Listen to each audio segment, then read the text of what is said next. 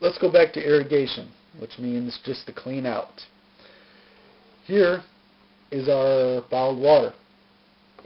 What I did, and this would be if you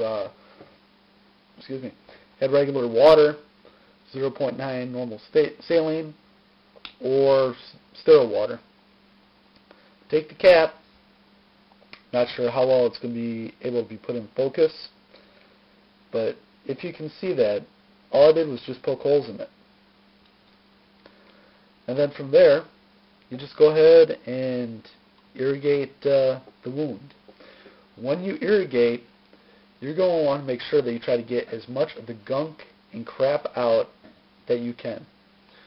Just by squeezing it in there, you can be forceful, okay? But you want to make sure that you try to get all that nasty stuff out of that cut.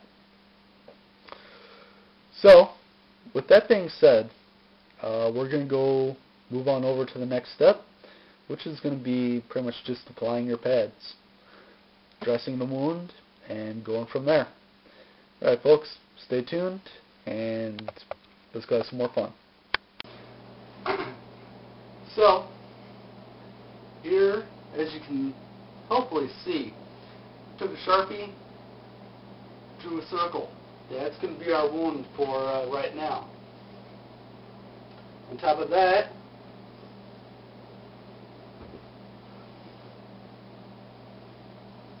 there's our blood.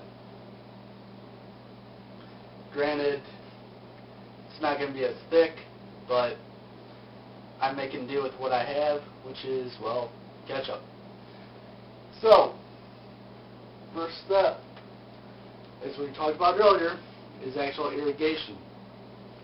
So what I'm going to do is I'm going to take the bottled water that I showed you with the cut holes, then I'm going to irrigate this off for you. As you can see, well, hopefully see, is it's giving me a nice stream to actually clean out that wound with. Okay? So, after we get it all cleaned up, we look, we see that there's nothing actually more into the cut. Next thing that we're going to want to do is actually bandage it. Get something on there to keep it clean. So, as you've seen with the other videos,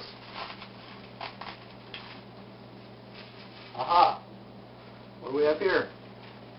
Our beloved maxi pad.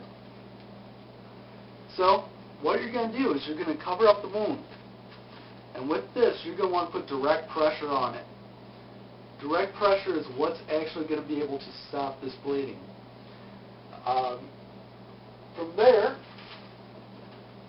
you're going to take your cling.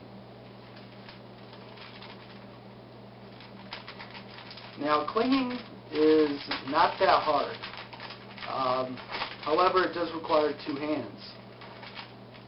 Well, for the most part it does. Hence why I did it on my leg, so that way you guys will be able to actually see how actually it's being applied. With cling wrap, you want to go from low to high, or the narrower the area to the higher the area, or more thick. So, here we go. Starting below, going around,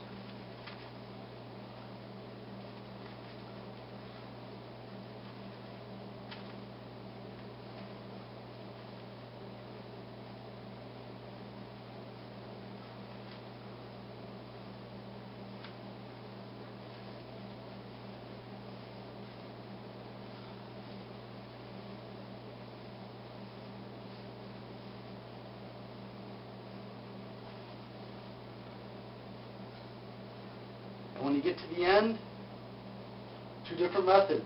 Either you can use your medical tape, which I got right here,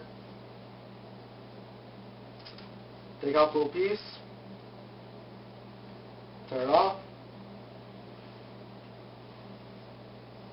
and secure the cling like so.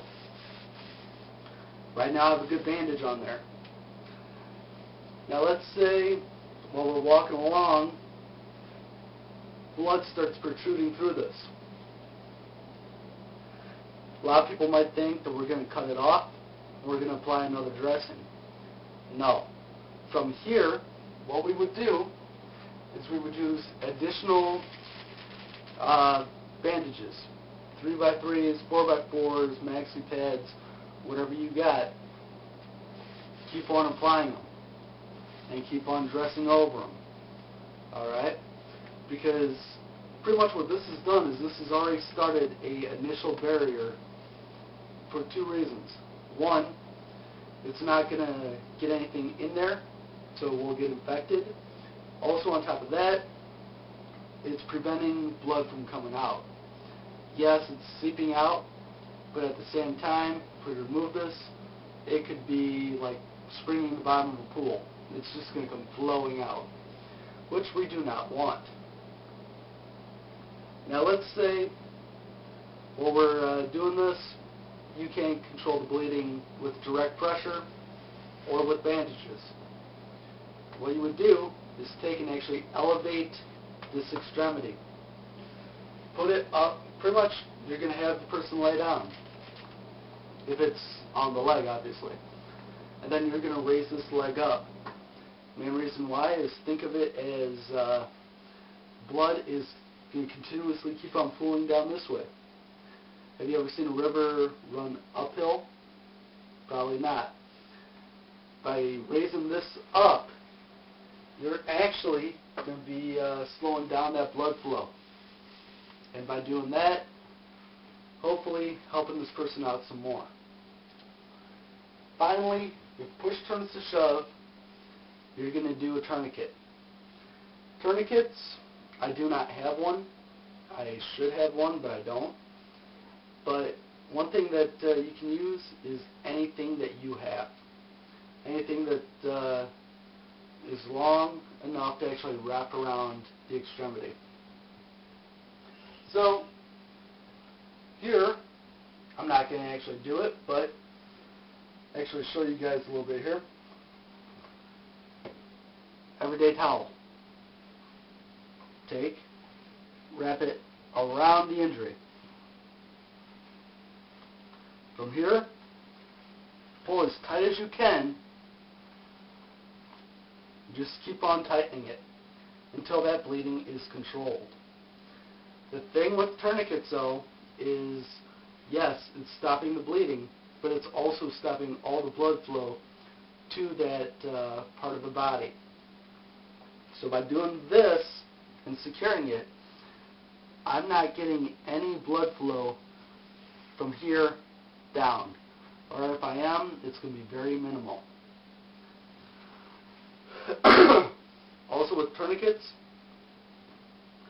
you only want to keep them on for about 24 hours at a time. Then after that, they pretty much, you're going to be causing a lot of damage to that extremity. Well guys, that's just pretty much the basics of how to actually care for a laceration. If you have any questions, feel free to contact me, and I will do my best to answer your questions. There's going to be more greater detail of how to do a trauma wrap, different trauma techniques for trauma care, and so forth in later videos. But right now I just wanted to do a quick video on trauma care, mainly just about lacerations, and stay tuned. More great videos are on the way. Thanks, and have a great one. Take care. Stay safe.